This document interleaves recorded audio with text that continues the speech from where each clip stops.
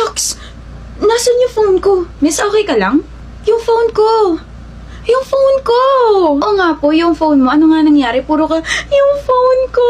Nawawala yung phone ko. I swear, nandito lang yung sa tabi ko.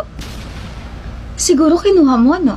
Yan na nga ba yung sinasabi ko? Ba't ko kukunin? Nagbebenta lang naman ako ng mga cellphone dito. Paano yan? I need to use my phone. I need... Alam mo, miss, what if bumili ka na lang ng bagong phone para hindi ka nagpapanik? What if bumili ka na lang ng bagong release from Realme? Ito, the Realme C63. Ha? Out na to sa market kaya nga binibenta ko na to eh. Meron tong IP54 water and dust resistance, massive storage, dynamic RAM expansion, fast charging, equipped with 38 safety protections, tapos ang ganda pa ng design. Tignan mo, very marble tiles ang datingan. Pero yung old phone ko, miss! Time is precious. Mukhang may importante ka pa kailangan gawin or puntahan, no? Kaya bumili ka na nito para makaalis ka na.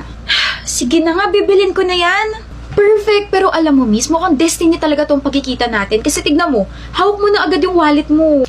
Process ko lang po ha. Dito ka lang, huwag kang aalis. In fairness, ang ganda ng phone na to ha. Miss, magkano po yung kinain ko? 40 lang. Wait lang po. Teka. All this time, nandito lang sa bag ko yung old phone ko?